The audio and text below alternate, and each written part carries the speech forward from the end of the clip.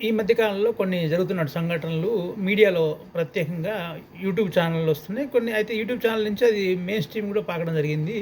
ఎవరో ఇద్దరు భార్యాభర్తల మధ్యలో గొడవలు జరిగి వాళ్ళు విడాకుల దాకా వెళ్తే దాన్ని తీసుకొచ్చి మేము మేము జడ్జిమెంట్ ఇస్తామని చెప్పేసి ఛానల్‌లో తీసుకొచ్చి వాళ్ళని పక్కపక్కన కూర్చోబెట్టేసి వాళ్ళ మధ్య జరిగినటువంటి ప్రైవేట్ సంఘటనలు కూడా ఇంకా దారుణం ఏంటంటే కొన్ని బెడ్‌రూమ్ సీన్‌లు కూడా చూపిస్తామని చెప్పేసి అంత దిగజారుతున్నారు మీడియా వాళ్ళు. ఎందుకు అంటే ఇప్పుడు వాళ్ళు let them fight in the court.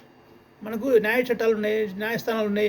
అక్కడికెళ్ళి పోరాడండి, అక్కడ పోట్లాడని చెప్పాలి గానీ, వాళ్ళతోని తీసుకొచ్చి మాట్లాడి ఒకరి ప్లేట్‌లో ఒకరు తిన్నారు. ఈ ప్లేట్ నాది, ఆ ప్లేట్ నాది, ఈ మంచం నాది, ఆ మంచం ఇక్కడ దాకెళ్తుంది.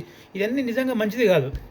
ఎందుకంటే మీడియా సమస్యలు చాలా ఉన్నాయి. ఓకే. మీ సమస్య మీద కొట్లాడాలనుకుంటే రాష్ట్రంలో, దేశంలో బోలెడు సమస్యలున్నాయి. కొన్ని కోట్ల మంది పేద ప్రజలు అట్లే మగ్గిపోతున్నారు. వాళ్ళకు బియ్యం లేక, అన్నం లేక, తిండి లేక, వాటర్ లేక ఎన్ని సమస్యలున్నాయి. ఇవట్టి మీద కొట్లాడాలి గానీ, ఎవరో ఇద్దరు భార్యాభర్తల మధ్య ఉన్నటువంటి సమస్య మీద పోరాడి, దాని మీద మేము పంచాయతీ చేస్తామంటే కరెక్ట్ కాదు ఇది. ఎందుకంటే యూట్యూబ్ ఛానళ్ళు ఉంటే మీడియా కూడా స్టార్ట్ అయిపోయింది అట్లా. అట్లాంటి సమస్యలన్నింటినీ మిగతా మీద పోరాడండి. కానీ ఈ సమస్యల మీద పోరాడకుండా ఎవరో తీసుకొచ్చి వాళ్ళిద్దరి మధ్య సంఘటనలో పక్కపక్కన కూర్చోబెడతాం.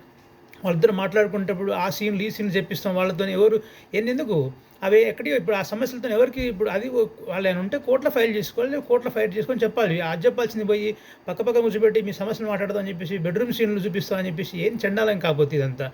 సో, ఇప్పటికైనా మీడియా అటువంటి వాటిని ప్రోత్సహించకుండా సమస్యల మీద పోరాడండి. అంతేగాని సమస్యల మీద పోరాడి వాళ్ళకి ఏమైనా సహాయం చేద్దాం గానీ, ఇట్లాంటి ఇద్దరు వ్యక్తుల మధ్యలో ప్రైవేట్ పరంగా అది భార్యాభర్తల మధ్య ఇటువంటి పంచాయతీలు చేయడానికి మీడియా స్ట్రీమ్ కరెక్ట్ కాదు.